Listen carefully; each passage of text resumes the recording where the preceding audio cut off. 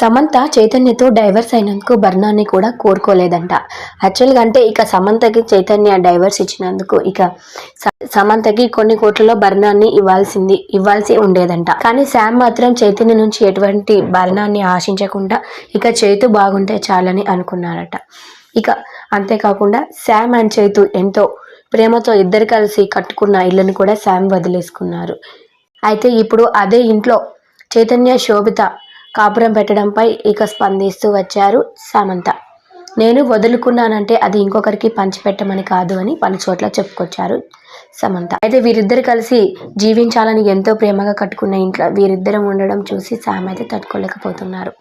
ఇక ఇద్దరికి డైవర్స్ అయినా కూడా ఇక శామ్ చేతి ఇద్దరు కట్టుకున్న ఇల్లు కాబట్టి ఇక శామ్ భరణాన్ని కూడా ఆశించలేదు కాబట్టి ఇక చైతు బాగుంటే చాలు అనుకుంది. కాకపోతే ఇప్పుడు వీరిద్దరు మ్యారేజ్ చేసుకొని సమంతకు షాక్ ఇస్తూ ఇక ఆ ఇంట్లో కాపురాన్ని పెడుతూ వచ్చేసారు.